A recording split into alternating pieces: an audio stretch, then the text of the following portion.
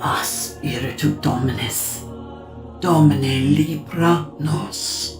She spoke softly, with a grace and gentle power, which was carried into audibility by the strength of her suit-mounted helmet speakers.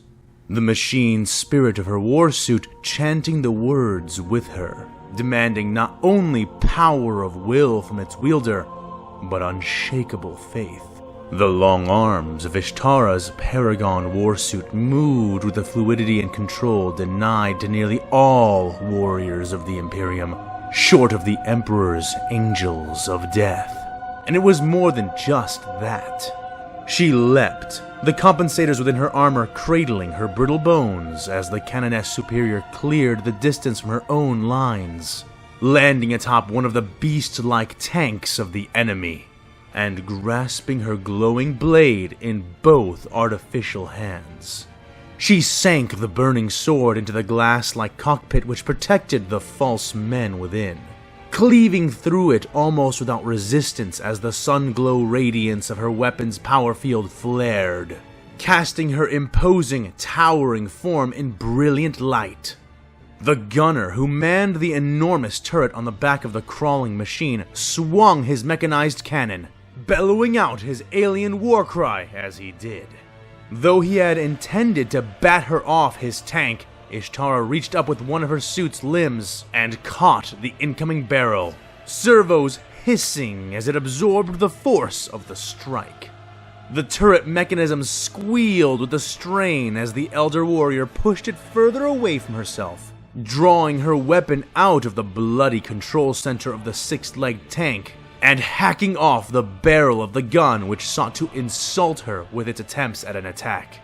The length of the cannon came free where she sliced it, standing to her full height atop the Republic war machine and stomping forward. The clone at the turret controls hastily unstrapping himself and leaping clear of his seat just in time. She sliced his chair and controls diagonally with her powered blade, causing the console to spark and explode beside her. Though that weak concussive force could do nothing to Ishtara within her armor. The replicate trooper scrambled back, kicking desperately to gain distance on the top of the walker, hastily drawing his blaster pistol and beginning to shoot into her. His shots were good, skilled, his blue bolts pinging and sizzling against her golden mask and encased chest. But the mask was not mere gold. It was an aramite composite, the materials of which could have been sold to purchase an entire moon within the Imperium proper. And though it was only her mask which contained the holy material within it, the rest of the armor across her body was still far too hard to be breached by a blaster. She raised her blade to end his struggles, prepared to send his human soul, if he even had one, to judgment before the Emperor. The false man cried out in desperation, covering his face with his arms as she cut downward. But, to both of their surprise, her blade was halted, paused mid-swing by the counteracting force of another weapon. A sword of brilliant light. A woman stood over the Republic warrior, one arm trembling as she held up all of Ishtara's physical strength with the lightsaber in her right hand, while her left gripped a second blazing sword, both of them a matching green. The Jedi woman swept out her free arm in a horizontal cut, meant to bisect Ishtara, or at least sever her legs at the knees. In response, the Canoness superior leapt backwards, landing amidst the soldiers of both sides, flattening two replicate beneath her feet. She kicked away an additional clone who was moments from shooting a pinned Carcosan untouchable to death, backhanding another Republic trooper who raised a grenade into the air, having been mere seconds from tossing it. The actions were quick flicks of her thoughts and reflexes, but the power in them sent both clones careening through the air, dead or broken by the strikes. The sound all around her was frightening in its cumulative chaos and volume. Men screamed to their deaths, some slowly, painfully, while others met their ends quickly, lives and wills extinguished from this world. Weapons roared, explosions howling periodically behind the thumping of autoguns. the bleat of blasters, and the screeching of chainswords meeting armor and power fields flaying the air. But through it all, Ishtara heard the Jedi woman scream her battle cry as she leapt from the back of the tank, spinning like a glowing disc of emerald fire. Ishtara seized the woman mid-leap, catching her by the waist with her long arms, the armor which protected them glowing red-hot as the Jedi's heretical swords struck there, repelled by the adamantium alloys which formed the outermost shell of her warsuit. The woman looked stunned for a moment before grimacing as Ishtara closed her fist, attempting to crush the life from the witch warrior. The Jedi was unarmored, wearing the underrobes of her order and little else. The powerful grip of Ishtara's extended arm should have been enough to pulp her instantly. Unimaginably resilient metal fingers sinking and squeezing through flesh until the heretic popped in her hand like an overripened tangerine. But this did not happen.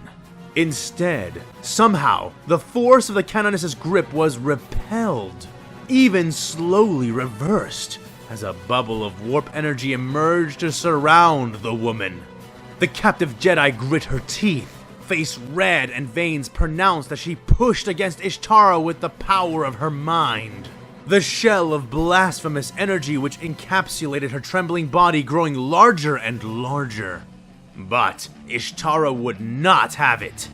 The Canoness raised her sword and swung down at the witch in her hand, seeking to slice her head clean from her shoulders, yet only managing to sever both of her arms, as her blade was deflected by the intercession of another combatant.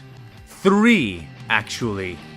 They threw themselves into her at ludicrous speeds, little more than colored blurs thanks to their ignited sabers. One of them, a dark-skinned xenos with horns and long trailing hair, rammed into her blade, bouncing away as his blue sword crashed against the Tabahaiv, somehow managing to alter the trajectory of her warsuit's powerful strike. The second was a far less human-like beast, a tentacle-headed xenos who bore a bright green shade of skin.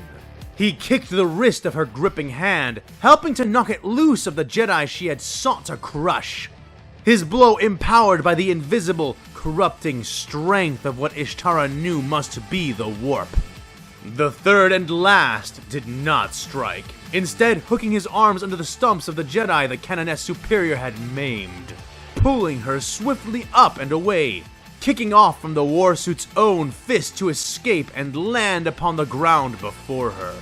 He was the worst seeming of all, a truly demonic figure, robed like the others, but bearing ruddy, pale skin and a bulbous, inhuman head supporting 2 downward curving horns.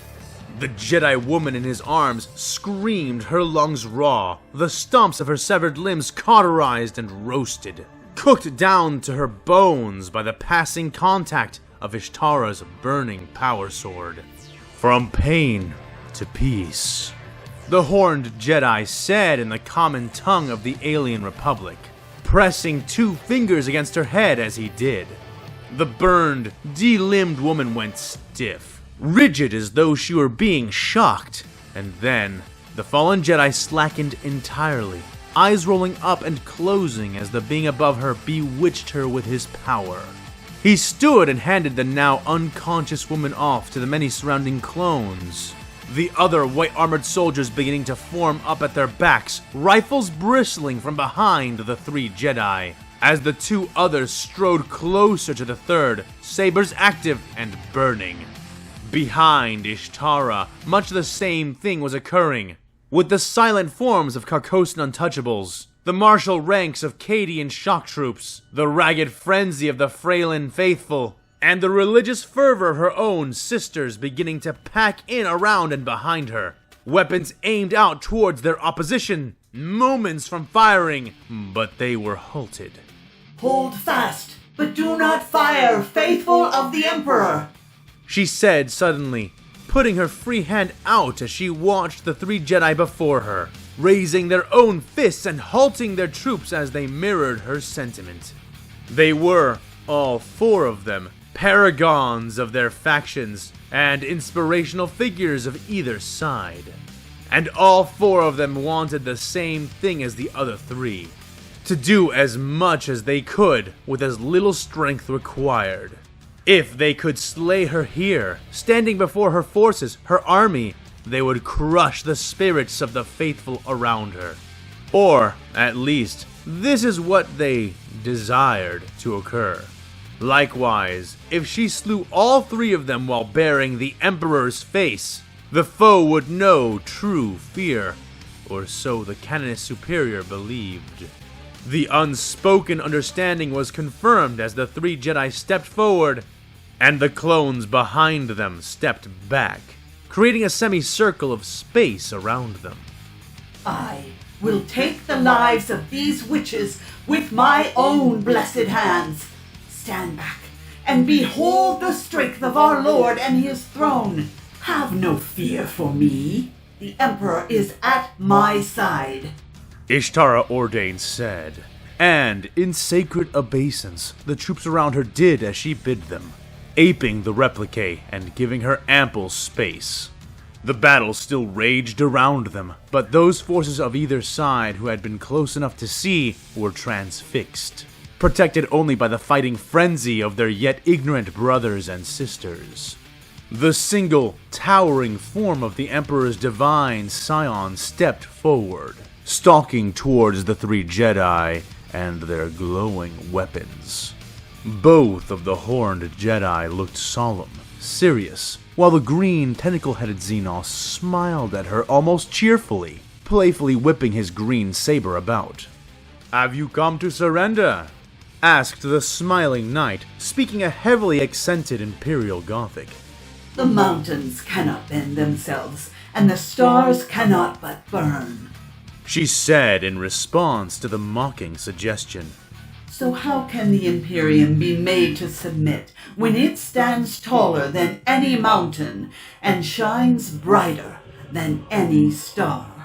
The Canoness Superior finished saying, hefting her blade and seizing it in both mechanical hands. "A duel, then," growled the demonic Jedi.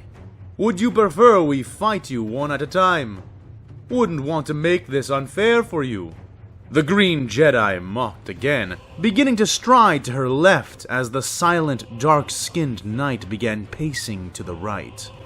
That would be unfair to you, Master Heretic, for, despite what you see, I am not alone.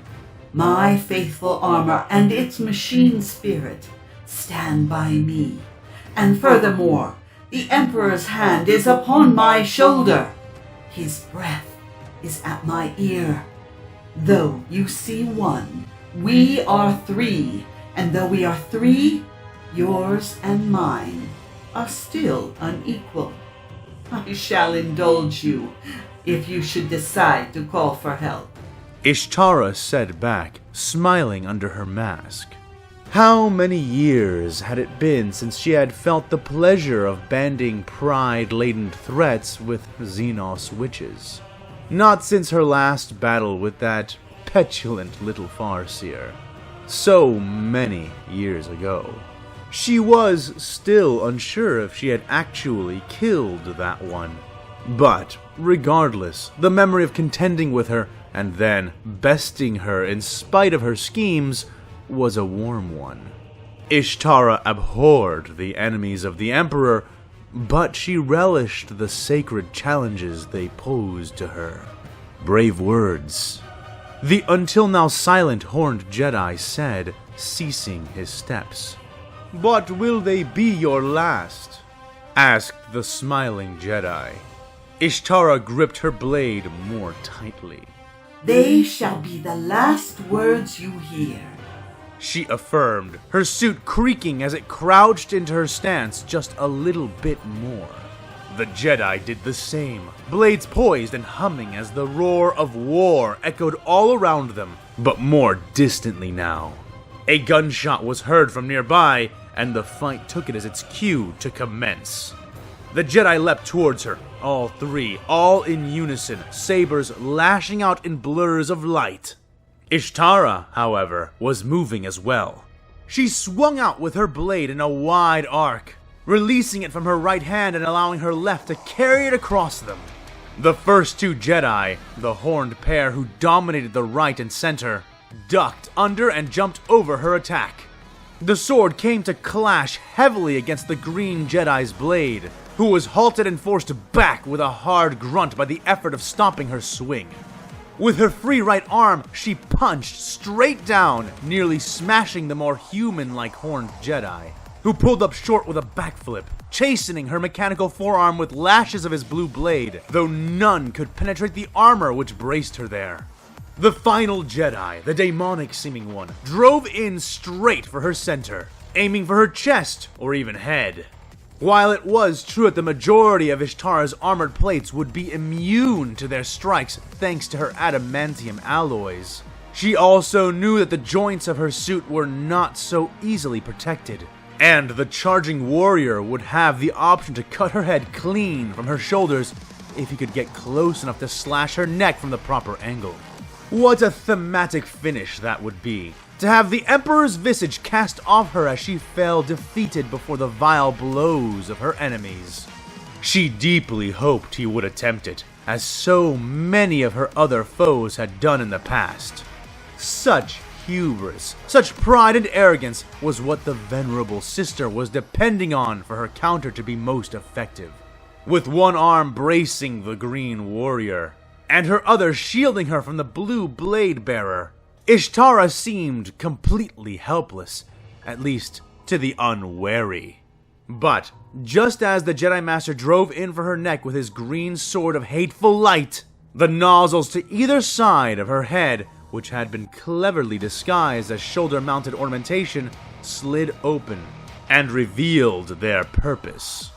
Protected only by the make and design of her mask, yet still able to feel the blistering heat across her ancient skin, Ishtara squinted her eyes as she watched the twin jets of Prometheum-born flame issue forth, colliding with the Jedi, whose eyes widened just before it occurred, arms wrapping in defensively a mere instant before the flamers activated.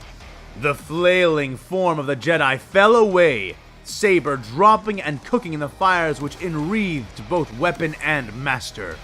He hit the ground, spasming, yet not screaming, before suddenly bellowing a roar of pain and focus, spreading his arms and legs out as a shockwave rocketed out from him, scattering the burning promethium around him, nearly catching his fellow Jedi and splashing more than a few clones, who immediately began to burn and panic. But he did not stop there. The Jedi was smoking, blackened, raising his burnt hands up, fingers and palms trembling as scorched flesh chipped and flaked away. Yet he could not see them. His eyes had been burnt too badly to endow him with anything resembling his former sight. But the burns had mostly consumed the surface of his body, leaving him with enough function left to begin screaming.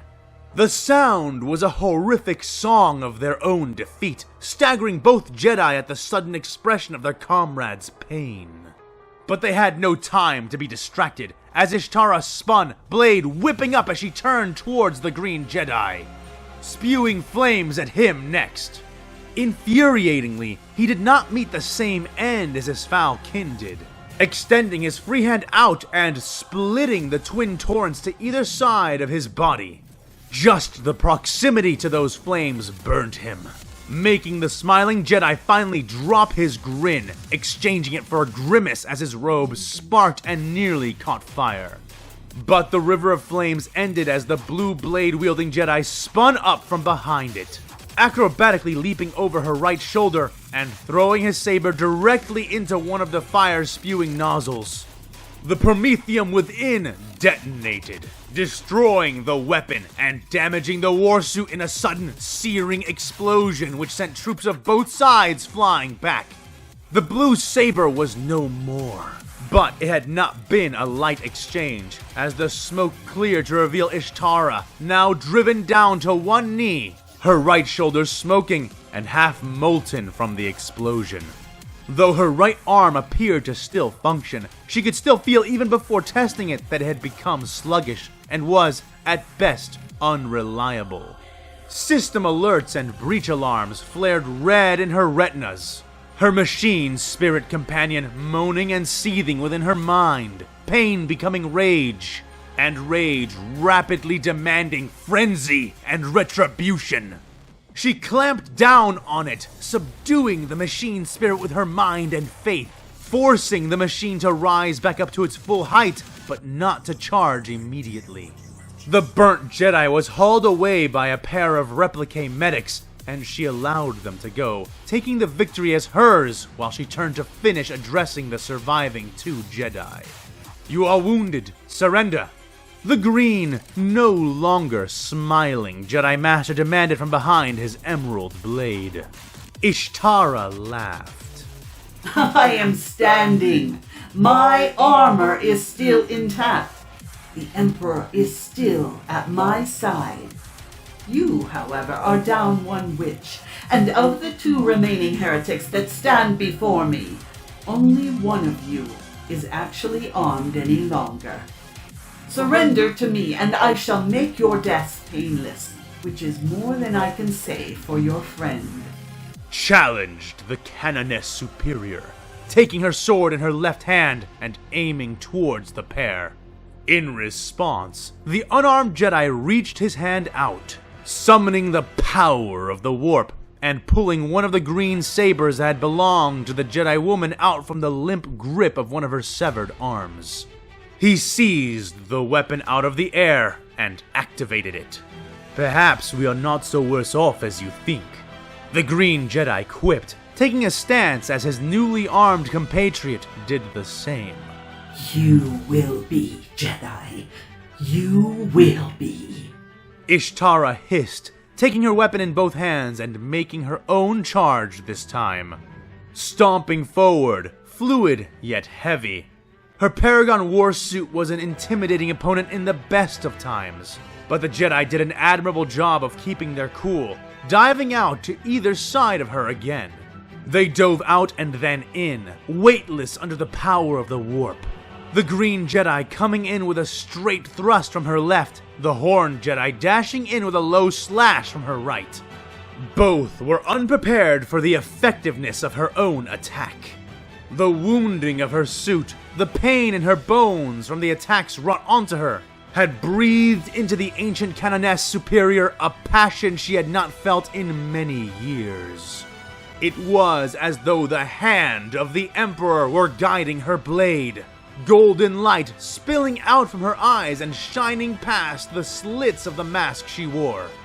Fast as lightning, and with skills sharpened against similar psychic foes, Ishtara clashed against their blades with a sudden flurry of sweeping heavy strikes.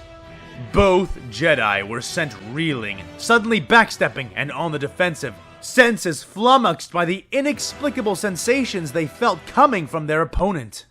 The movement speed, the strength, the precision of her blows. All of it seemed far beyond what the Jedi could expect of most non-Force sensitives. And yet here they were, barely able to keep her heavy swings from cleaving them in half.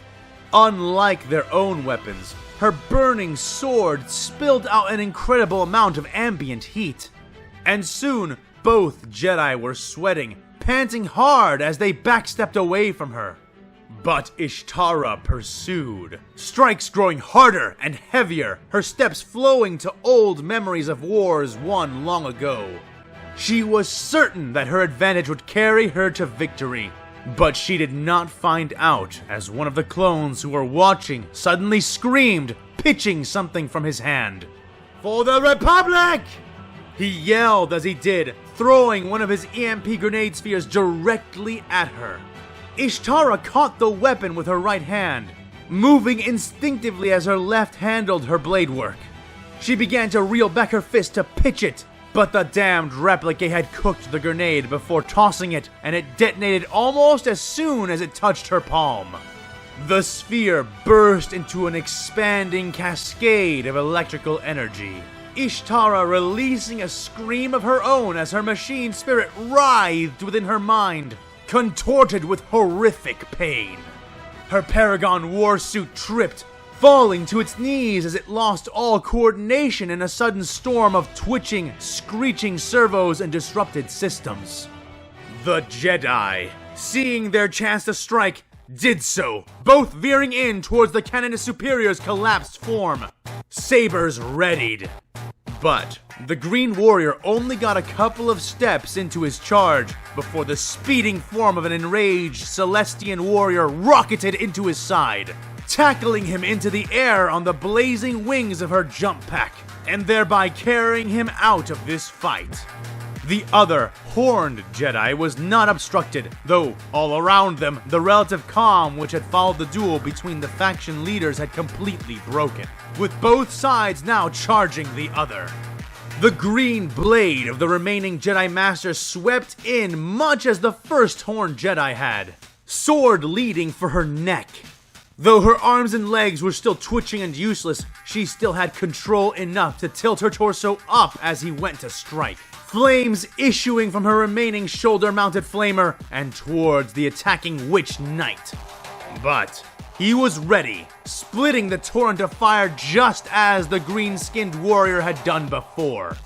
Hand outstretched as he took one step forward and then another, teeth bared in hard-fought focus. Ishtara raised a trembling mechanical arm and pointed towards him, glaring, feeling true fury now beginning to fill her up after the Republic's duplicitous assault on their duel. Honorless witch! She yelled, eyes faintly glowing once more. I deny you! Ishtara proclaimed, the words echoing unnaturally and loudly. The Canoness Superior did not know what it felt like for these heretics to be cut off from their power, but she took great pleasure in the expression the horned man made as his connection to the warp flagged and then vanished. The protective shield which had enshrouded him collapsed into the stream of fire which proceeded to immerse him. She cut the fuel off, sight clearing to reveal the stumbling, burning, panic-ridden form of the Jedi before her. Ishtara showed him the Emperor's mercy, cutting across his screaming body with a jerky chop of her sword, dropping him into two ignited portions of rapidly disintegrating alien flesh. Slowly, she staggered back up to her feet, systems rebooting and recovering to the degree that they could from the dishonorable surprise attack. As she did, she raised her sword in victory, blue shots pinging and bouncing off her armor and mask without apparent effect. The battle had been rejoined, but the Imperials who did manage to bear witness to her rising, smoking form cheered and roared their adulation, alerting the others around them to her success and survival. The rallied Imperials raised their guns and weapons high, before redeploying themselves with great fervor into the fight. The Emperor was with them. They could not fail. The foul, false men of the Republic's replicate armies also seemed to sense this, backing away and falling into a scrambling but organized retreat. The Imperials pursued, held back only by the admirable discipline of the enemy they fought, who never broke, always falling back under cover of their fellows, even dropping smoke grenades which gushed thick, obscuring gases and particles into the air around them. But Ishtara had no mercy to offer them, save that of the Emperor's embrace. And she dared not lay off her assault, pursuing the enemy even as they sought to escape. With me, warriors of the Emperor! Let not a single one survive us! She cried out through her suit speakers. Ishtara Ordain strode like a terrible, agile beast, whipping her weapon back and forth through the retreating and fighting forms of the clone soldiers. Without the Jedi there to defend them, very little of what they had to offer could stand in her way. She kicked over one of the odd crawling tanks of the Republic, servos in her ornate warsuit screeching in protest. sounding out nearly as loudly as the shearing bleat of the tank's belly being peeled and seared open by the swiping slash of her daemon-slaying blade. Around her, more of the glittering black tanks of the Obsidian Guard poured in, keeping the heavier support from addressing her, rallying around the torn and burning, but still functional form of the Bane Blade which led the armored assault. The behemoth war machine was covered in the glowing strikes of lightsaber attacks, many portions of its hull sawed open by the alien weapons, though it seemed the Jedi had entirely retreated from the defense they met inside. The heretical knights of the so-called Republic and their armies of trained slave clones began to rapidly vacate the main avenue, retreating into alleys, buildings, and secondary branching streets, surrendering the main approach to the Imperium of Man. Very soon, there was more obscuring smoke cloaking the battlefield than there were clone soldiers contesting it. Still, she pursued, hunting down those last holdouts in the street. Her enhanced Auspex array made the smoke meaningless for out to 30 meters in every direction. She pounced upon a group of 3 troopers, their own helmet packages clearly able to sense her as well. The soldiers turning as they ran and firing up into her. Their shots were accurate, but meaningless. Far too light to make a significant impact on even the most lightly armored portions of her armor. She crushed the first one underfoot, smashing him into 5 pieces with a single stomp, before she lunged for the last 2, sweeping her sword to dice the false humans. However, a light flared before her, a radiant purple illuminating the white and black smoke all around them as another Jedi revealed himself. A human Jedi this time, the man standing tall and powerful. His body dotted in burns and metallic welts, yet he projected no weakness as he held her blade back with unnatural strength. His eyes glared at her, a steady, determined gaze. The frightful visage of a worthy adversary. She withdrew her strike and took a dueling stance. 4 Jedi have been felled before me. Now, you shall become the 5th. Ishtara declared with brazen faith, lifting her burning blade and grasping it in both hands. The fiery dawn shade reflecting off the golden mask of the Emperor. You will fell nothing, and no one else. You haven't even realized it yet, but you're already defeated. The powerful master of the Jedi Order stated coldly, deactivating his purple blade and hooking it to his waist. What are you doing? Do you believe this battle is over? The ancient matron of war asked, incredulous, eyes darting as she looked for the trap he was surely setting. It is over. For you, he declared confidently, unable to see anything that might warn her off, and stoked into rage by his brazen arrogance. She answered his words with action, charging towards him, sword at the ready. The smoky layers parted around her, billowing out from her charging form to reveal the terror that the master must now face, unarmed. But he did not face her. She cut down, and he acrobatically swiveled to the left, towards the 2 surviving troopers who were even then taking aim. He laced himself around and between them as Ishtara pulled back her blade, reeling for another strike. But before she could complete it, he had grabbed the back of the 2 troopers' armors and leapt up, the warp empowering his movement and tossing him hundreds of meters up into the air. The 2 clones dangling from either arm as he arched up towards an open window of one of the adjacent towers. Her eyes followed his movement, but as she tracked his arc, the force of his jump cleared the smoke in a vast section, revealing the burning sky above, and, more concerningly, what was quickly eclipsing it. The Canoness superior felt as though she had taken a sudden step into the dark, and had fallen through the floor entirely.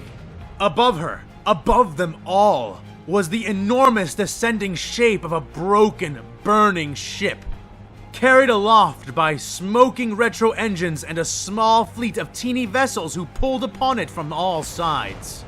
The intent behind this thing was clear. The Republic was about to use this ship to ram down the walls of the Basilica and crush everything and everyone else beneath it. She tapped her suit vox and began to frantically command some kind of defense. We are deceived. They are clearing the main road because they are about to drop a falling starship through the gates of our sacred temple. All forces, clear the smoke however you can. Begin firing upon the ship and the support craft that are helping to hold it up. Shoot them down! Shoot them down! Ishtara demanded of them, taking 2 faltering steps back as the craft began to cover the sun. In response to her words, counterfire began to answer right away, beginning blind, but getting clearer and clearer as the moments ticked by. The Obsidian Guard did the most with the time they had, using their enormous guns and purpose-made flak cannons to blast gaping holes in the already wounded ship, as well as blowing more than a few of the smaller craft out of the skies. The other supporting vessels began to break away, cutting their cords, deactivating their tractor beams, and banking up, right or left as they released their massive payload. The desperate Imperial counteroffense had forced them to drop the ship earlier than intended. But even here, Ishtara could see that it would still fall atop them. She turned and looked around, her breath coming slow, the world grinding to a near halt. She saw men running, hordes of Imperial guardsmen attempting to pry open the doors of a nearby building, only to be met with bright blue death from the clones harboring inside. She turned in the opposite direction and saw her sisters dying as they shepherded troops into an alley. They waded into the Republic forces which had been laying in wait for them, power armors deflecting and absorbing blaster bolts, but failing against the touch of the lightsabers which were among them, the precognitive witches aiding in the defense to deadly effect. They had not been retreating, she realized. They had been boxing her forces in. From the lightning and the tempest, our Emperor, deliver us. She began to pray, holding tight the Tabahaiv and raising it defiantly. From plague, deceit, temptation, and war, our Emperor, deliver us. Tanks and soldiers ran and rolled past her, attempting, largely in vain, to outdistance the falling column of death which was rapidly descending upon them all. Even the smoke which coated the battlefield began to flee with them. Winds kicked up by the changing pressure in the air, whipped into existence thanks to the mere approach of the massive ship's descent. But she strode towards it, blade glowing in her hands, fear entirely departed from her body and soul. From the scourge of the Kraken, our Emperor, deliver us. She intoned as the deepest part of the shadow of the ship began to swallow her. Ishtara's only regret was that she would die in failure. But she would not die running away. Ishtara would die with her face to the sky, not her back. The Canoness was prepared to accept that end, but others were not.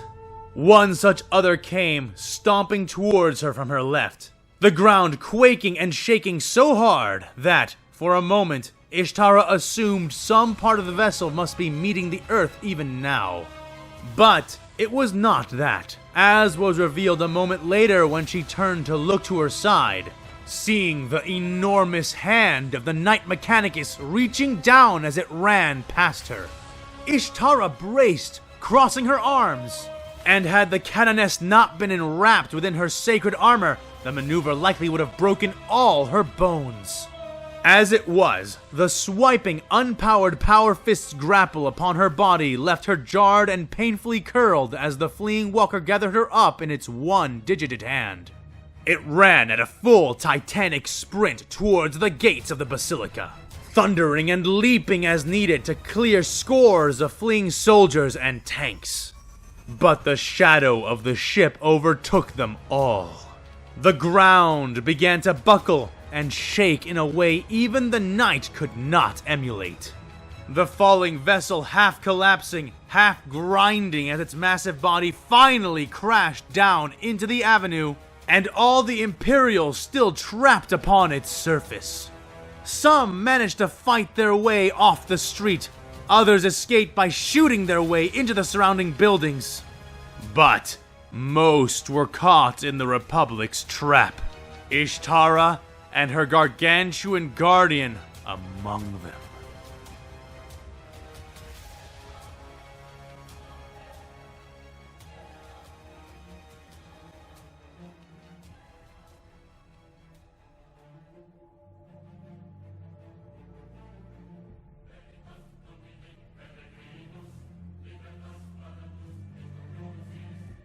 It's confirmed, Admiral. The Pride is breaking apart. Came the solemn report from the sensors operator. How? How is that even possible? How the frack did they pierce those kinds of shields? It shouldn't be possible. It shouldn't even be. The first officer began to rant and rave, his face rigid as he shuffled back a step or two.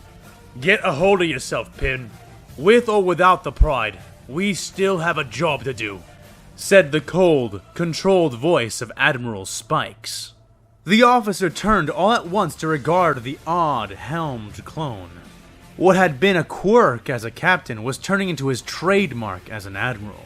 In a navy largely composed of clone officers and thus identical faces, the man who bucked the trend by continuing to wear a trooper's helmet stood out from the crowd. Throw in that he was the only man to achieve any real success in a naval conflict with the Imperium, and the soil of history became ripe for his legend. But, legend or not, Pin could not see how Spikes intended to proceed now that their trump card was burning and falling to pieces in the void of space. How could they possibly recover from this? How could they even manage to claw out a victory from these kinds of monsters? Sir, with all due respect, how are we supposed to beat them like this? First Officer Pin protested. We are not. Our job isn't to defeat the entire Imperial Navy, it's to hold it here, in place, while the main fleet repositions itself in adjacent systems. If we can hold them, then the fleet will be able to use the Lagrange points in-system for hyper-precise assault jumps. We need those jumps, Pin. It's the only way to negate their range advantage on our ships. Spikes corrected, resting his hand under his hidden chin as he eyed the holographic display on the central console before him. He had a lot more to manage this time. Every element of the victory fleet that was present, and that would soon arrive, were ostensibly under his command. Though, he was under orders to obey the Oracle Coordinator who was masterminding the larger strategy. The clone admiral of the victory fleet had been given the option to hang back with the rest of the larger armada. But Spikes knew the whole battle could well hinge on their ability to pin the Imperials in this location until the main engagement could begin. And he would not trust something that important to anyone else. We can hold them for the 20 minutes the Armada needs to arrive. It's far from impossible. The newly appointed Admiral muttered. Maybe, at the cost of all of our lives. Pin said back, drawing a sharp glare from Spike's shielded face. The sudden jerk of the Admiral's head communicating the emotion, even if his expression did not. Not if I can help it. Get a grip, First Officer. We are not retreating from this fight, and we are not going to be sacrificed to win it. Admiral Spikes asserted harshly. Yeah, sorry, Admiral. Pin stuttered, assuming a more proper, straight-backed posture. Spikes said nothing, only nodding and resuming his pondering. He well understood the man's concerns. They had been given minimal ships to accomplish their appointed task, with the Mandator 2s having been meant to pick up the slack. It really was almost as if the Coordinator had chosen their numbers and complements as sacrificial pieces on a vast board. But even they, whoever they were, could not have predicted how quickly the first of the Mandators would fall to the viciousness of the enemy. But Spikes had. The Admiral had not known how, but he knew the moment they brought ships as disproportionately large as the Mandators into the fight, they would become the center of the Imperial counterattack, and thus subject to any number of weapons the Republic simply did not understand or know about. And while Spikes could not predict what those weapons might be, he could predict that, if they were at all effective, the outcome would be roughly the same. Powerful as the Mandators were, he felt far safer within the ambiguity of his Victory-class Star Destroyer, one of hundreds or even thousands which now closed in around the Imp fleet. Look at the way their ships are laid out. The main guns are mounted in rows along their sides, or in forward-facing mountings. They have nothing to cover their underbellies, rears, or topsides. Spike said, indicating towards a zoomed-in hologram of one of the larger enemy battlecruisers. Respectfully, sir, that's not true. Look at all these turrets. Those ships are virtually covered in guns. The first officer said, releasing one of the arms he kept folded behind his back to point towards what he meant. The hologram highlighted the many mobile slug-thrower turrets which thorned the entire ship, bristling from the ends of countless cathedral spires, and spitting death from just as many squat emplacements. Those are point defense turrets, meant for smaller ships. The sheer number of them may allow them to damage or even destroy some of our Star Destroyers, but they are within tolerance of our standard shield ratings. That means they can't destroy us nearly as effectively as the oversized armaments they have on these mountings. Send directions to all ships in the Victory Fleet. We need to use our size and numbers to our advantage.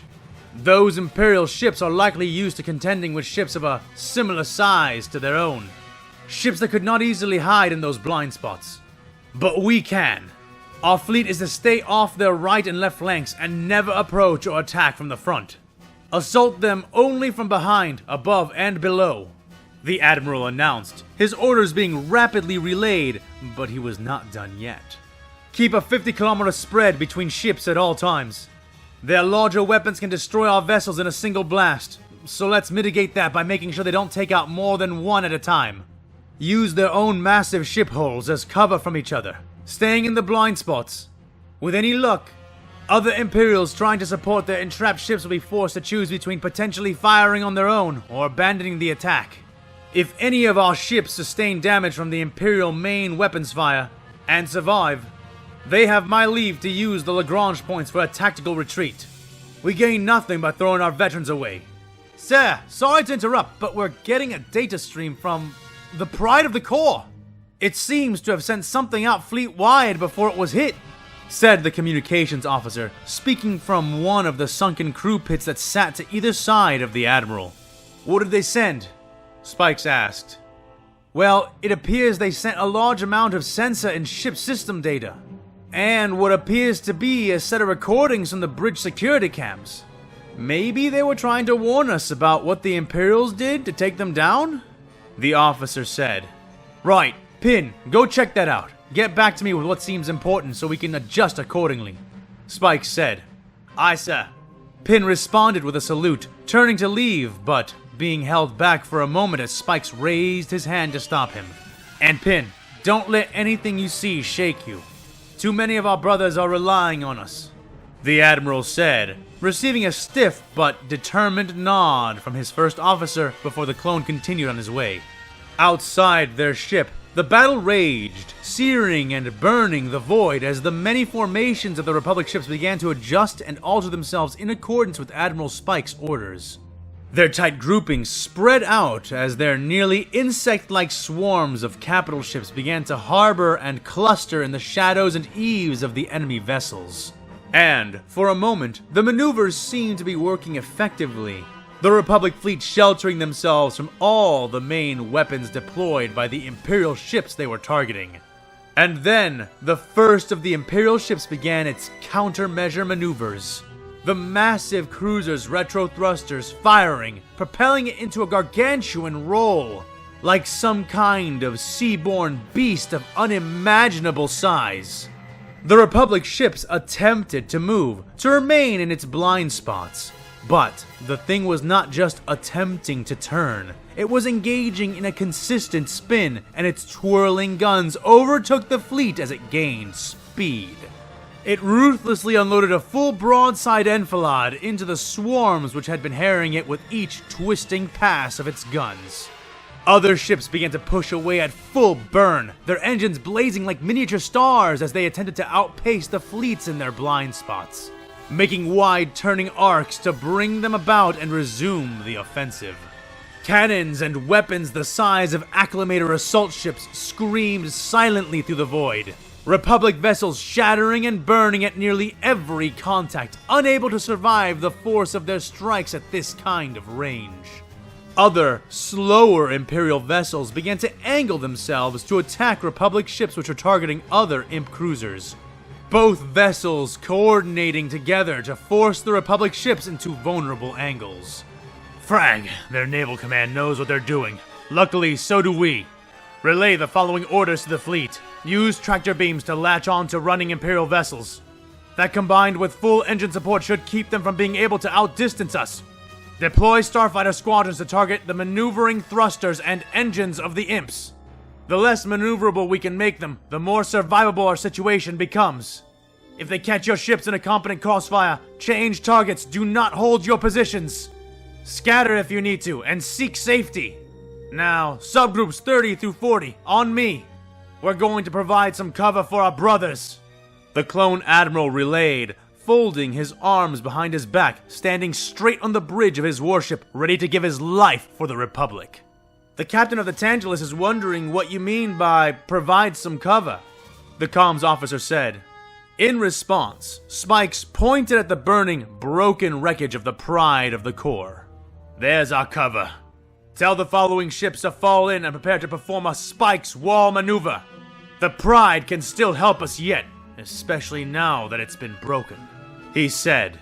Spikes' Victory-class Star Destroyer flew at maximum speed towards the wreckage, mostly ignored by the engaged Imperial vessels all around them, even as more and more Victory and Venator-class Star Destroyers joined his formation.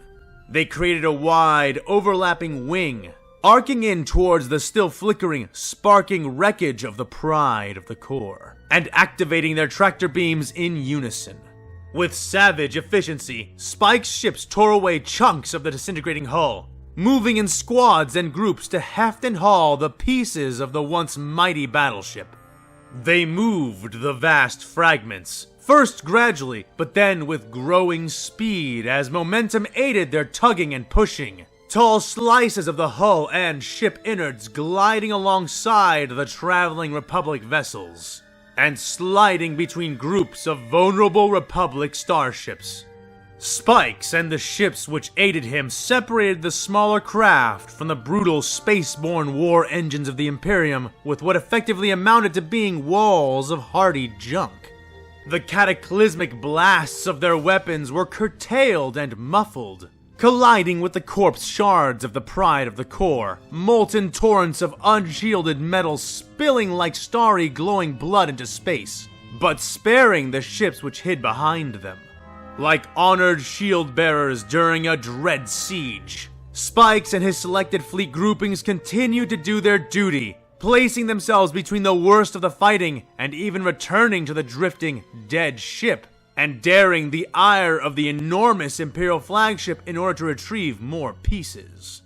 In conjunction with their starfighter support, focus fire tactics, and evasive maneuvers, the sudden decimation of their holding fleet was slowed, and for a brief time, it was even halted.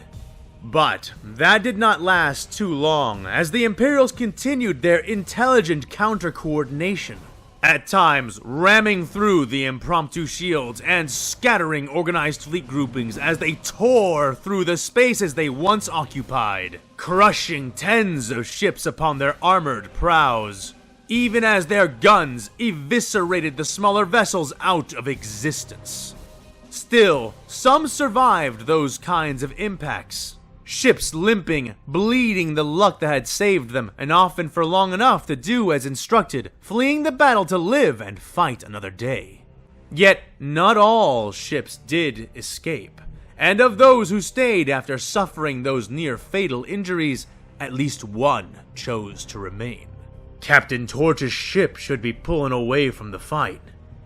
"What are they doing?" asked Admiral Spikes. "Checking. Come in, Captain Torch. You and your ship have been ordered to retreat from the field. Are you suffering technical difficulties? Do you require an aided evacuation?" asked the comms officer. Captain Torch's voice was then heard over the speakers, the resolution scratchy and filled with static, hinting at the damage his Victory class had already suffered. His words made Spikes bristle. "Negative on that, Vengeance. We don't need any help," he responded.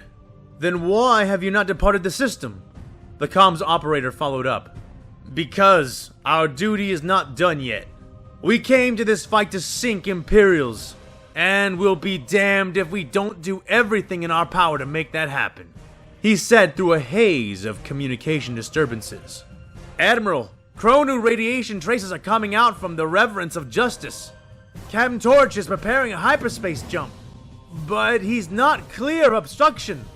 The Reverence is heading straight for the Imperial flagship," yelled the sensors operator. "What? Patch me through directly," Spikes yelled. "Patching? You're on, Admiral," reported the clone manning the comm station. "Reverence of Justice, this is Admiral Spikes of the Vengeance. I am directly ordering you to turn back. Do not engage that warship. I repeat, break away from your attack vector, now!" he bellowed. "No can do, sir. That monster tore the pride of the Corps apart. It's about time we return the favor. What's the sacrifice of one ship when compared to the stakes of the whole battle? We have to do this," was Torch's response. "Starfighters and escape pods are scrambling out from the Reverence. It's going to jump. Scans of the Imperial flagship show that it's ignoring them," said the sensors operator. "Of course it would. What is the shield strength on that Imperial battleship? Are the shields still down?" Spikes asked. "Checking. No. Shield strength has been steadily restoring itself ever since they completed their ram. It has raised back up from 21% to something closer to 60% based on the energy output. Damn it! Torch, break off right now! I am not sacrificing you or any of your crew for a shot in the dark. The ship's shields are still up. We have no idea if a ram would even..." Spikes began to order, fuming. "No better time to find out, sir. We are in position. This is goodbye. It's been an honor, Admiral," said Torch. "No! Fragging, stop this madness! Torch, I'll see you court-martialed for this! You're disobeying a direct order! Break away now!" The Admiral roared, composure lost. "Unless you're planning on hosting that court-martial in hell, I don't think I'll be able to attend. Don't sound so concerned, Spikes. I was never really that good a soldier anyway," was Torch's lax reply. "Torch, Spikes began to say, but then there was a flash. "They are ramming!" yelled the sensors operator, and they all watched as the Reverence of Justice flared for a moment before stretching and snapping into a hyperspace jump. There was a brilliant burst of light and high-intensity radiation, blinding them all for a second or two, all but Spikes, who watched through the filter of his helmet, eyes bulging in his skull as he beheld the results of his subordinate's suicide. The light dimmed and vanished, yet the Imperial battleship remained, untouched. An opaque shell of purple energy swirling and dazzling around the gargantuan vessel like the shell of a demonic egg. "Impossible!" the gunnery officer breathed from his station. The whites of his eyes lined in bloodshot red as he stared into the unbelievably resilient ship. "Admiral, the energy output on the Imperial flagship's shields," the sensors operator muttered. How depleted are they after that maneuver?" Spikes asked, defeat tainting his voice, but already he was redirecting his mind. Torch had created a tragedy out of himself, but maybe an opportunity as well. If his insane ramming maneuver had managed to at least weaken the shields around the enemy vessel, then maybe they could finish what he started. They've They've doubled! Came the aghast response from the sensor clone. What? How? Spikes yelled back. I don't know! Shield output appears to be no less than 120%! The Imperial barrier shields have gotten much thicker, seemingly as a result of coming into contact with their hyperwaves. I'm sorry, sir, I just don't understand what I'm seeing. These readings look like those we get from singularities. I just don't understand. The man continued to report, eyes trembling in his skull as they darted from reading to reading, none of them making any conventional sense. Incoming transmission from... Wait, that isn't even possible, said the comms operator. A moment later, the transmission was received and played over the open channel, sending chills and shivers through all who could hear it. Admiral, what's happening? Our ship has engaged hyperdrives, but this doesn't look like hyperspace, said the distorted voice of Captain Torch. Captain, can you hear me? What's your status? What's your location? Spikes answered, voice dripping with desperate awe. I don't know. The ship's engines blew out. The lost captain began to reply, the distortions growing as his broadcast weakened. I'm losing his signal, Admiral, reported the comms operator. Torch, we're losing you. Tell us where you are. Give us coordinates. Spikes yelled. Coordinates are unknown. We're surrounded by black stars. Readings show unidentified ships approaching. They're coming from all sides. We're going to attempt to... was his final transmission before it all devolved into incomprehensible static. We've lost him, sir, said the sensors operator, cutting the comms feed. Damn it! Contact all the other ships in the fleet. Tell them not to even attempt any stunt like that. It won't work against whatever shield system the imps are using. Send them a recording of what we just witnessed as well. I don't want any more of my captains getting bad ideas. Spikes ordered, turning to his left as First Officer Pin returned, looking frazzled but maintaining his composure. What did you find for me, Pin? Spikes asked as the man arrived at his side. Nothing good, Admiral, but I think I know exactly how the Imperials managed to destroy the Pride of the Corps, he said, extending the datapad he clutched in his hand. Spikes took it, eyes scanning the report before widening. Are you absolutely certain about this? He asked Pin, who nodded stiffly in response. All right. Get me in contact with the other two mandators who are with us right now, and transmit a copy of everything I'm about to tell them back to the Oracle.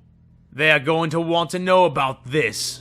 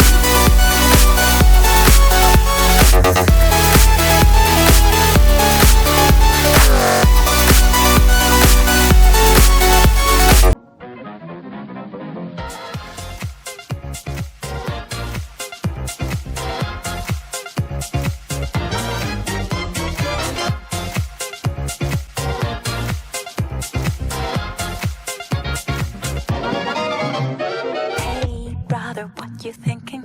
Leave that on record spinning. You feel the rhythm going. Legs ain't got time to lay low. Your knees are bending, so it's time to get up and let go. Hey, mama, how's it going? Can see your body moving. Don't leave the party dying. Keep booty shaking, you know your head has no right to say no. Tonight it's ready, set, go. Baby, can you move around the rhythm so we can get with into the round and get us a rock and roll round? Down, down, body, body, coming with the super hottie, let's go. No slow, hell no. Baby, can you move around the rhythm? Cause you know I'm living in the fast lane. Speed up, it ain't no game. Just turn up all the beams when I come upon the scene. Hey, brother, what you thinking? That good old sound is ringing. They don't know what they're missing. Legs ain't got time to lay low. Your knees are bending, so it's time to get up and let go. Hey, brother, listen steady. Put down your brick, you're ready. It's hot when things get messy. Keep booty shaking, you know your head has no right to say no. Tonight it's ready, set, go. Baby, can you move around the rhythm so we can get with into the round and get us a rock and roll round? Down, down, body, body, coming with the super hottie, let's go. No slow, hell no. Baby, can you move around the rhythm? Cause you know I'm living in the fast lane. Speed up, it ain't no game. Just turn up all the beams when I come upon the scene.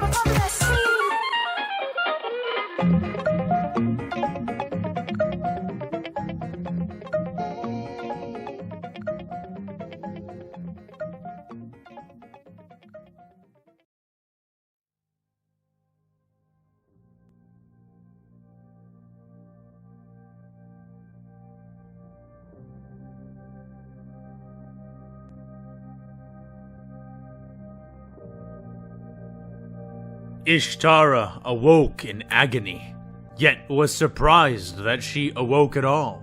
Her machine spirit roused with her, returning to functionality with the waking of her human mind.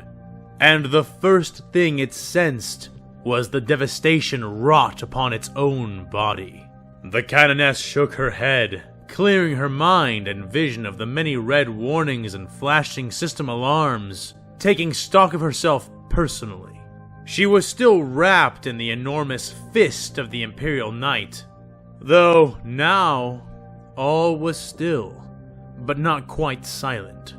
The distant rumble and roar of battle was present, but only as a vague hum in the air, not near wherever she was.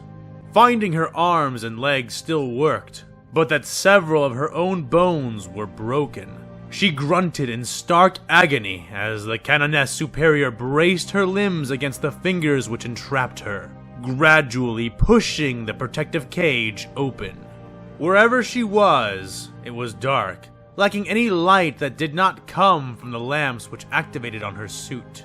This included the collapsed form which loomed over her, the dead and now still shape of the Knight Preceptor, the faithful flame. It was curled over her protectively, half its body and all of its legs shorn away, its torso half crushed by the effort of resisting and penetrating the hull of the ship. And that was where they were, Ishtara realized.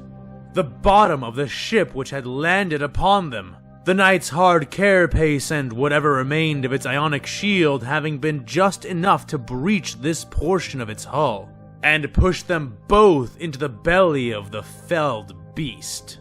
Ishtara finished her staggering gait, straightening herself as she leaned against the cold, dark skin of the knight which had saved her, seeing her holy blade embedded in its thumb and drawing the sword forth.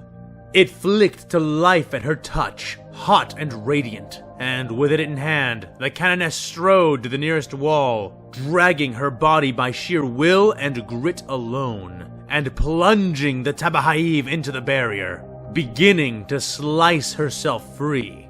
Every movement was breathtakingly painful, every effort one which was already in deficit of her capacity. But the enemy had dropped an entire warship on her, and her sisters likely thought her dead or lost. A misconception she could not allow to exist. Metal streaming away in burnt and molten rivulets, and bending under the shaky but powerful limbs of the Paragon warsuit, she pried open a way to the outside. The din of battle immediately swelling to a far louder cacophony, but not as loud as she would have liked. Stepping out from the smashed underside of the ship, she saw that the disaster which had befallen their forces had not seen fit to cease at the crashing of the ship. Loose pockets of surviving Imperials fought back to back, most utterly and hopelessly surrounded by the enemy. Those who had retreated before now returned with a horrific vengeance, spilling into the streets like fire from a flamer nozzle, and pouncing upon the recovering warriors of the Emperor. All the while, new enemies composed of even more Republic replicae began to disembark from the crashed ship, exiting from the top levels to snipe and fire down upon the vulnerable forces of mankind from their positions high above. And leading them was another demonically horned Jedi. A woman this time, her skin an unnatural orange, inked with white, her head crowned with large horns and unnatural tendrils. Ishtara stepped forward and then lurched into the side of the ship, slamming into it and supporting herself upon its enormous bulk. Her breath came heavy, her mind filled with so much agony that it left little room for anything else. But her duty called her forward, and with stumbling, quaking feet, she began to make her way up the ship. She needed to find her sisters. She needed to rejoin the fight. But as she pulled herself along the wall of the craft, edging closer and closer towards the Basilica, there finally came a time where all she could do was progress. The world fading from her, replaced by the domination of the focus it took for her to put one foot in front of the other. Ishtara ordains agony, born of so many broken bones and so much bruised flesh, grew to eclipse the entirety of the world around her, leaving her blind to her foe until she had come upon them. The Canoness Superior was woken from her unwitting stupor by the sudden approach of a sound. A roaring which was much louder and much closer than anything recently around her. She halted and, with great pain, turned to the left to look toward the origin of the sound. Before her was another intersecting avenue, a sudden and solid branch from the main road which was just as large, going out across the planet-wide city in its own grid. And this interconnected avenue was not vacant. Upon it, hundreds of thousands of men and women were crowded, some dressed in armors and uniforms of various natures and styles, while others wore street or work clothing, eyes shaded by welding glasses, full helmets, and dark, sharp glasses, all in one enormous crowd. Among them were men and women hovering on floating bikes, car-like speeders, and open-topped variants upon which were mounted all kinds of weapons. And that was the one thing they all shared in common. Whether on foot or in a vehicle, whether rich or poor, armored or dressed casually, every single one of the beings before her, from the human-like to the utterly alien, were armed. These were the rebellious people of Axum, come like ravens to pick over the spoils of the Republic's sacrifices. Ishtara knew what their presence meant, knew that they would not break their charge, which approached her even now. But she also knew that she would meet it. And for as long as she could, she would fight it. Harnessing her strength, she pushed off from the ship, mechanical legs stuttering and shaking from their own damage. Her arms adopted a similar, quaking movement, even as she held her own broken limbs still and steady, the machine body failing before her own did. The machine's spirit wept its agony into her, but it did not weaken, not by choice. Taking her blade in both hands one last time, Ishtara raised the Tabahaiv, firmed her voice, and began to pray. From the blasphemy of the fallen, our Emperor, deliver us. From the begetting of demons, our Emperor, deliver us. From the curse of the mutant, our Emperor, deliver us. She intoned as the hordes approached, countercharging them as she did. Many halted, beginning to fire into her with a far more varied arsenal than that which she had faced until now. The cracking, burning touch of their alien weapons breaking apart her already sundered armor. And yet, many others continued forward, running and shooting, or wielding melee weapons, most of which were derived from things like building and mining equipment.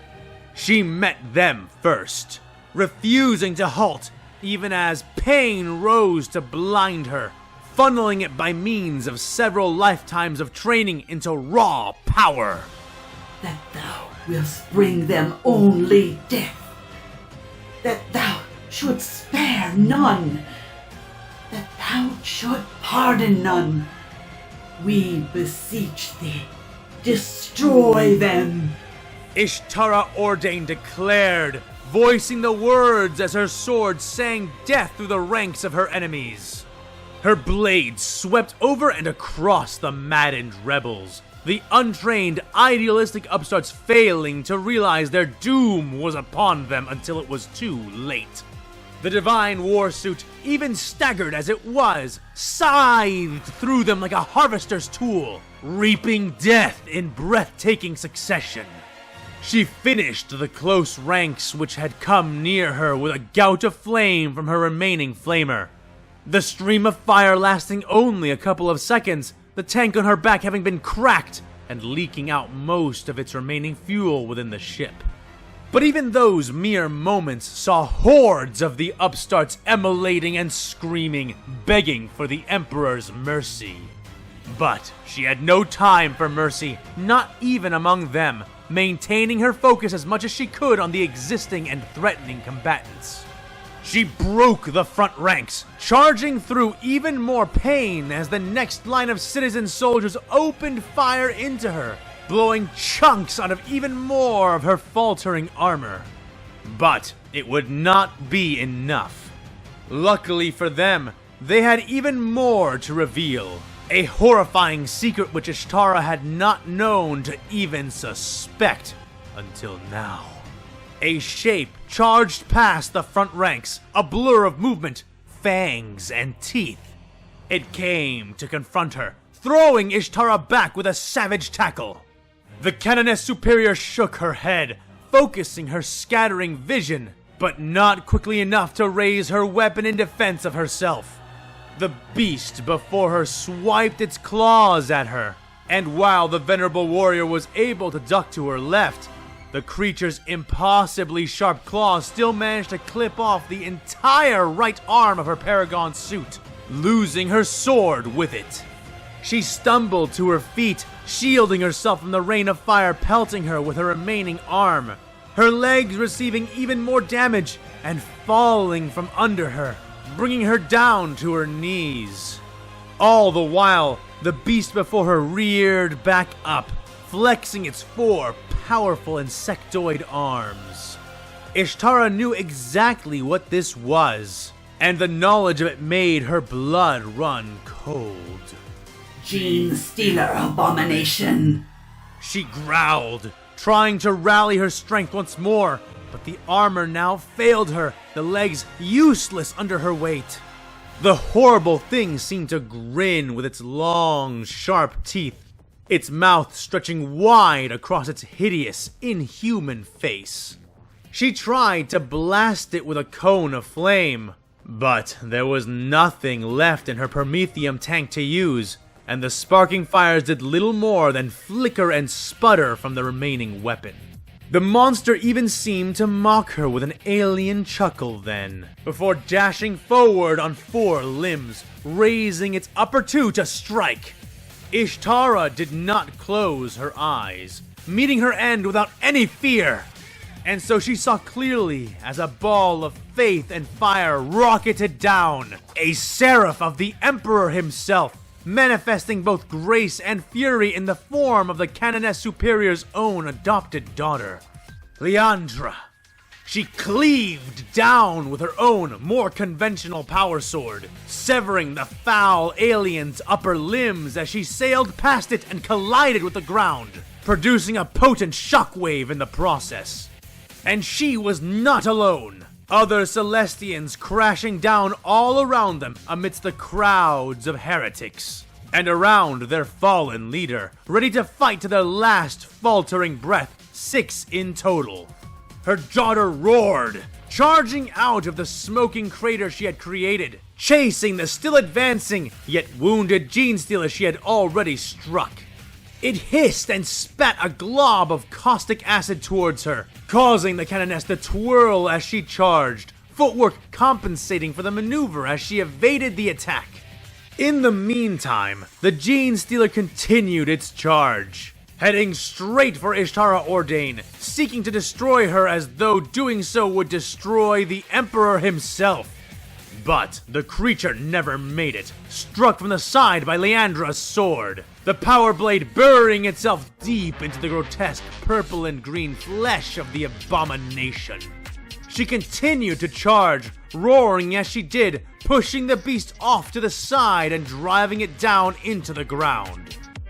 Get away from her, you bitch! Leandra growled before tearing her sword up through the alien's torso, cutting and burning through the screaming, hellish thing until at last her blade erupted from the top of its head.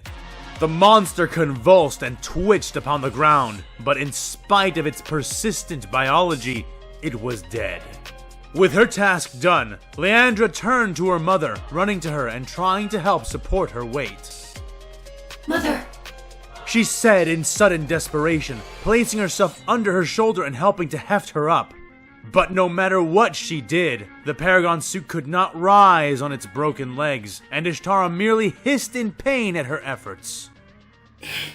It is no use, Leandra. You must save yourself. The broken matron said past hard breaths. No, I can still take you from here. If the armor will not move, then maybe...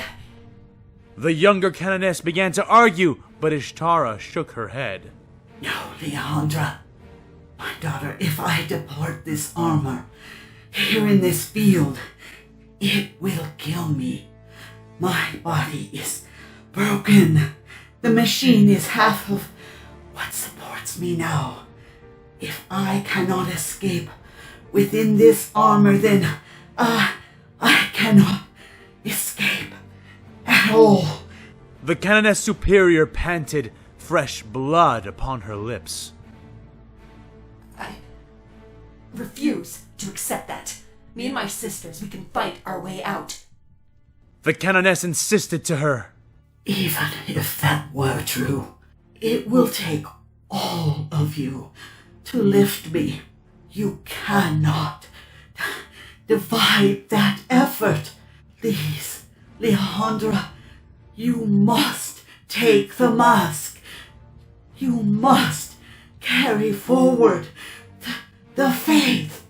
Ishtara insisted, slumping back, her body nearly limp now, barely holding herself up. All around them, the Sister Celestians were fighting with all they had, but most of the rebels appeared to be beyond retreating. more willing to cover the Imperial sisters with their sheer numbers than to try to run away. They beat them back, clubbing the crowds of maddened civilians with power mauls, and unloading the rapid spitting hand bolters into them at near point-blank range, punching bloody holes in various life forms. It was not an effort that could be sustained, Leandra knew.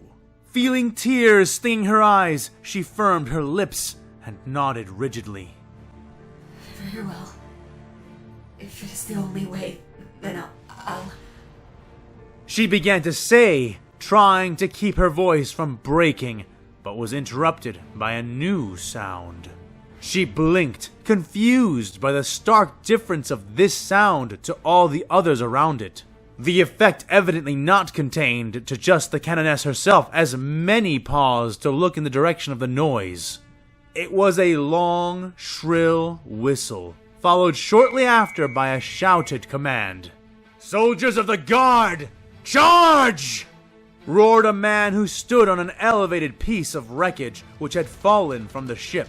Unlike the majority of Imperial commanders, this man wore no badges, had no marks of greatness, nor even a proper uniform. He was dressed in plain, bleached sackcloth, and save for the belt at his waist, the gun in his right hand, and the whistle in his left, he appeared to have nothing. But they recognized him immediately. Major Lazarus? Leandra said in disbelief, her surprise swelling all the more as his call was answered by a unified frontal assault of varied Imperial soldiers.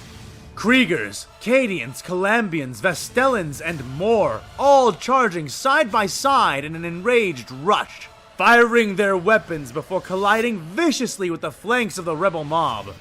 Even the normally silent men of Krieg bellowed inside their gas masks, raising bayonets and other weapons of close-range carnage into the air, and driving them furiously down into the foe. The untrained mobs may have been confident in overwhelming only 6 sisters, but Lazarus had brought an army of thousands. The Axomites and the fouler things hiding among them were pushed back and soon forced into a panicked rout. The retreating, stomping feet of their running crowds claiming nearly as many of their own lives as the weapons and fervor of the Imperial soldiers. Even so, the mob was truly enormous, and contrary to their rapid killing, it was growing by the second. All Lazarus could really do was cut a corridor through them, holding it up and open with precise killing zones established by his men in the wake of the short-lived rout. Leandra watched as a squad of Cadian shock troopers fought their way through the encircling crowd. 4 of them made up the first group, led by one short, dark-skinned man with a tattoo of the Aquila stretching across the back of his head. He was using a scattergun to blow literal holes through the rebel line, scattering them in one way or another. Behind him, an equally short but thicker-built soldier wearing a long bandana inked with the signs of the Imperial faith wove in, a combat knife in each hand. He dispatched any of the dying but not quite dead that he came near, and fell into the living lines of fighting or running soldiers like a bladed disc being fired into a rack of hanging grox meat. Supporting this man was a helmed woman wielding a long lass in one hand and a las pistol in the other, showing odd fury and exceptional skill as she utilized both to fire over and around her companions, lancing rebels from the tops of turrets and from the seats of flying bikes. And most oddly of all was a man who stood beside her. Not Cadian at all, but a young Krieger, his broken mask down around his neck, revealing a head of sweaty, unkempt orange hair over a face marked with blood spatter, a haze of freckles, and a large bandage covering half his head and one of his eyes entirely. He had only one arm, but that arm held a hot-shot pistol, which he was using to burn precise holes through any civilian combatants who attempted to approach, or even flee through their flank. Despite being bare, the teenager's face was placid, almost bordering on uninterested, doing his duty without the slightest inflection of emotion upon his face. The squad fought their way to the two Canonesses, quickly joined by the others who helped them push back any encroaching hostiles and put up a temporary defensive perimeter. The leading man approached, saluting the Canonesses, first Leandra, and then the slumped bulk that was Ishtara. "Your Holinesses, we have come to secure you for retrieval," he said plainly. Retrieval? Leandra asked, eyes narrowing. Yes, ma'am. We were told very specifically to tell you that we were not retreating.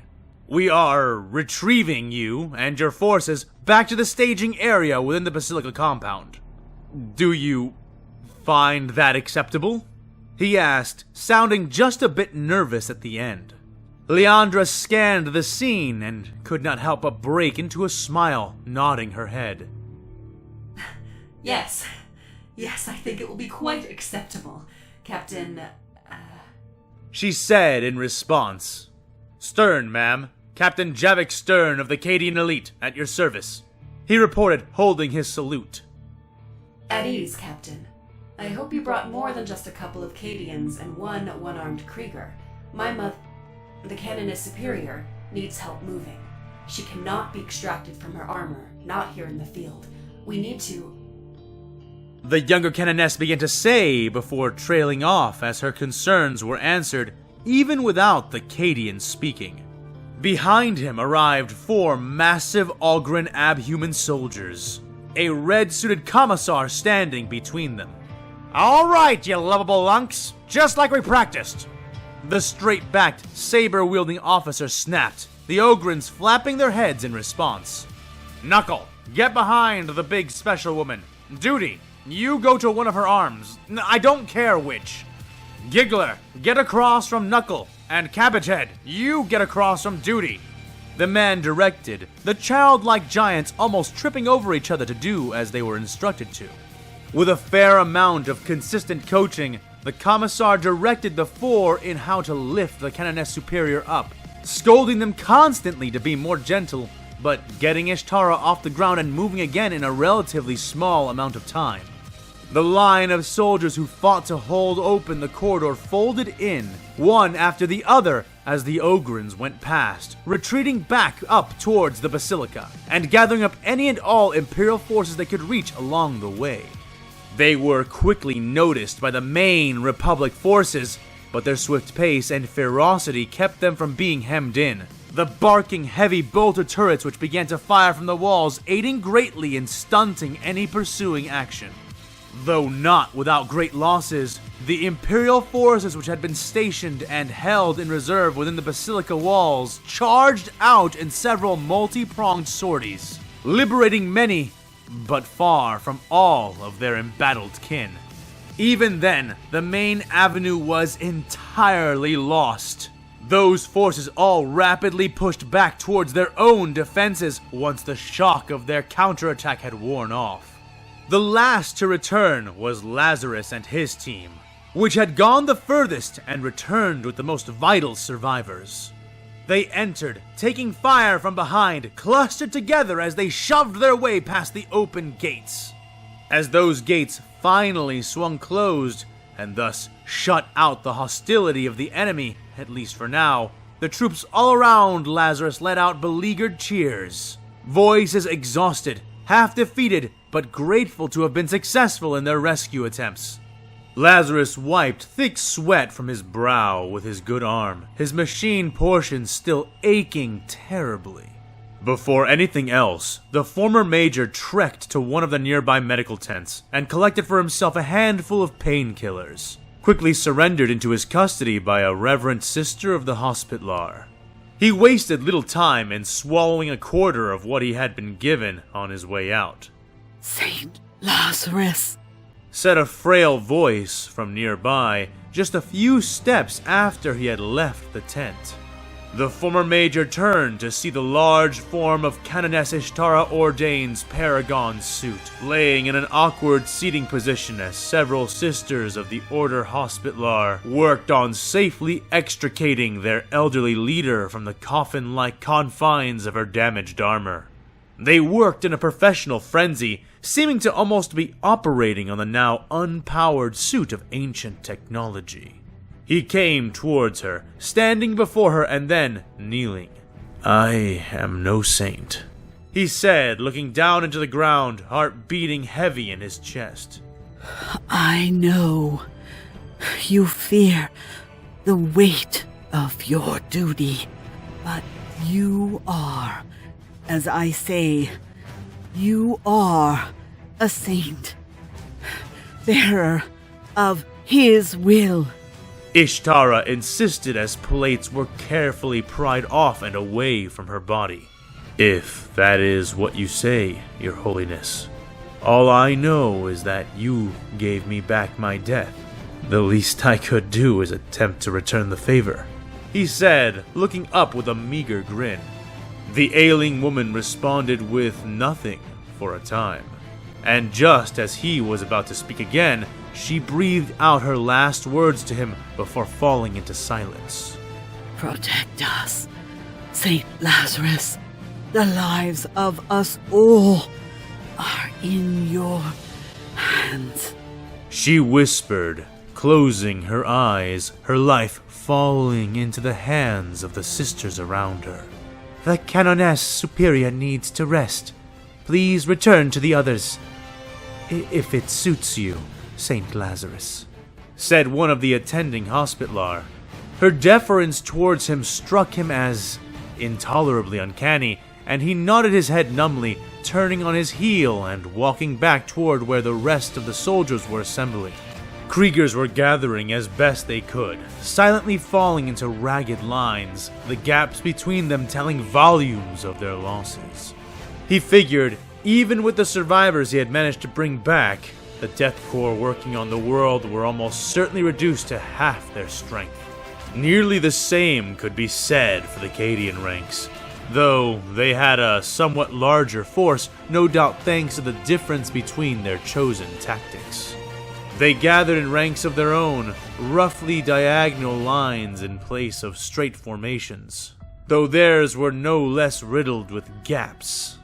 The veterans of Ulania stood nearby, their commanders rapidly cannibalizing depleted squads, splitting their soldiers up and sending them to top off groups of greater numbers. 3 men were hauled before the rest of the assembled units, the word cowards sprayed over the fronts of their normally immaculate armor. They were not executed. Instead, each was given a slim chainsword and stripped of the top halves of their armored uniforms. Each one of them used their weapon to swiftly and painfully disembowel themselves, seemingly voluntarily. The gruesome ritual forced Lazarus' eyes away, directing his attention towards the chanting, shuddering men and women of the Freylin faithful. They stood in a mob, their men and women dressed not entirely unlike he was, wearing modest armor and bearing simple weapons. They convulsed and danced, chanting discordantly, painting images of the Emperor and the Aquila onto the ground with ashes they smeared using their toes, all while they danced and danced. Those who did not dance sat amidst them in no particular order, often hugging their knees and rocking back and forth, muttering to themselves. The Calambian patriots watched wearily from nearby, at least those who cared to. They sat on packs of their equipment, lined up roughly, but dragging their feet in their reorganization, clearly not eager to count their considerable fallen. And he saw more. Recan death dogs howling like wild men as they lit torches for their dead. Carcosan untouchables silently gathering those corpses they could for burning and prayer. And many more besides. And in all of them, he saw the signs he had seen before. Wavering faith, exhaustion, pain born on both wounds and loss. And so, as he had done so many times in the past, he filled himself with as much false strength as he could, and gave them purpose. He picked one of the few Lehman Russ tanks which had survived and been retrieved, striding up onto it, startling its crew as he took hold of their company standard for support and looked out across the staging area. The place was filled with the shattered remains of tens of regiments and forces of the Imperium. "Stand, men and women of the Emperor!" he shouted. "We have survived their worst tricks. Again and again they try to crush us with their dishonorable tactics. And again we survive their desperate deviousness. Look up! Do you see those fires? That is not just the presence of the enemy. The whole Zektek fleet has come here. Countless more regiments, reinforcements, relief. Even the angels of death are likely to descend for us if we can just hold the line." He yelled to them, arms spread. "We have made it this far. We can make it further yet, but it will require all of our strength, all of our faith. If the Emperor were not with us, we would have fallen long ago. We are his hammer. We are his shield. And we will succeed through this. Sort yourselves into squads of at least 5. Command staff, report to me. Everyone get moving." Lazarus ordered, and, to his relief, the men stood, saluted, and obeyed. He breathed out a sigh, and then spotted Captain Stern. He hopped down off of the tank and caught up with the man and his depleted squad. "Stern, wait up," Lazarus called, causing the man to halt and snap to attention. "Sir, yes, sir," he said, his squad following suit. "At ease. Listen, Stern, I don't see Shadrach's forces out here, and we're going to need everyone we have and more. You served under him before.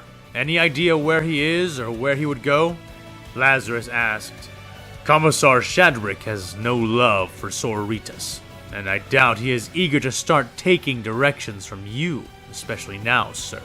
However, if I had to guess, I would say he is probably inside the Basilica, dragging his feet with the vacating of his position," reported Stern, crossing his hands behind his back.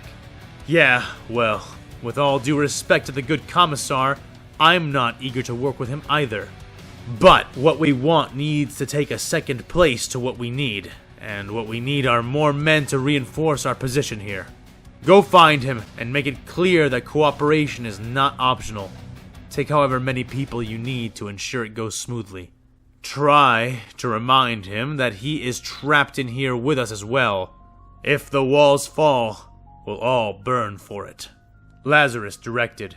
"It will be done, sir," Stern said with a sudden salute before turning and heading for a group of other soldiers, beginning to call them over for selection to perform the task while his existing squad remained hot on his heels. Lazarus's eyes caught on the one-armed Krieger who went with them. Something about the young man striking him as familiar. Was that the soldier who saved me in the mall? He muttered to himself. Saint Lazarus, said a voice he did not recognize, turning to see Canoness Leandra approaching him. "Your Holiness," he said, bowing and averting his eyes. you need not abase yourself so before me. By my mother's own words, you are a saint. It may even be that I may need to abase myself before you," she said, making the former major wince. "Please don't. This is all new enough as it is. Just, call me Major Lazarus for now. We can work the titles out after all this is done," he said, lifting his view to look at her as she nodded her head. Agreed. So, what is your plan? She asked. He sighed heavily. I'm all out of plans, Canoness. My current idea goes something like this. Gather as many troops as we have available, position them along the walls and at fallback positions, and bleed the Republic for every single step they take towards this Basilica. It may seem simple, but it's the best I have. I'm all ears, however, if you have any suggestions, he said. She shook her head, long locks bouncing with the movement. I have nothing to add. In fact, I like it, she stated, staring away to the right towards the massive, ornate gates. You like it? He asked, blinking. The sister nodded and smiled a humorless smile. After all this trickery, deceit, and death, we will settle this final contest with our sheer grit and faith at last. No schemes, no gimmicks. Just those of us who remain, shoulder to shoulder against the darkness which assails us. It is in these bleakest moments that mankind shines brightest, She declared. A moment later, the gates thumped and trembled, and an alarm went off. One of the men stationed at the top of one of the gatehouses grasped a howler mic and began to speak. To arms! Muster to arms! The enemies of the Emperor are approaching the gates! Prepare for an imminent attack! The watchman called out in a panicked voice. Let's hope you are correct, sister, because things are looking pretty bleak right now, Lazarus said, beginning to stride forward, the Canoness grinning at his back and lifting her helmet to place back over her head. Everyone, get somewhere you need to be. Commanders, gather at my location. Sharpshooters, ratlings, and grenadiers, up on the wall! Ogrins, heavy infantry, and shock troops, get ready to patch breaches with firepower! Get me a Vox with the Tempestus Scions on the other side! And will somebody get me a proper gun and some Emperor-damned armor? Lazarus was yelling, scowling as one of the passing men pushed a lasgun into his hands. Did I say I wanted a fracking moonbeam? If I'm going to die again, I'm dying holding something that fires bullets! And you lot there! Emperor's teeth! What are you milling around for? Form up behind me, you flak-eating apes! What? Do you want to live forever? Get up and follow me! It's time to show our worth!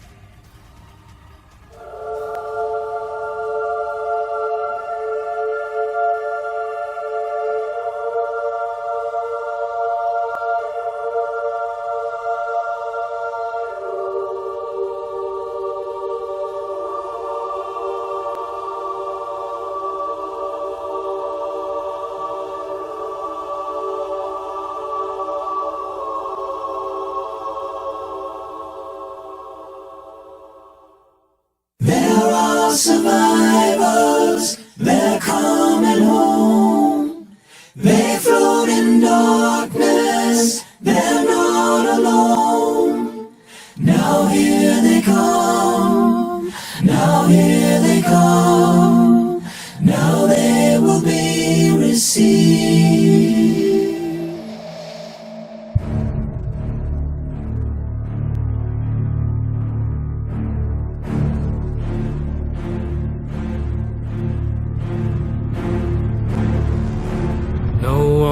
Could outrun the crash. It was all reduced to rubble, and then again to ash. To the blinding burning light, it's no use to fight. There's no one out there. There was no signal from where you were, or failed contact, no life disturbed, hovering above,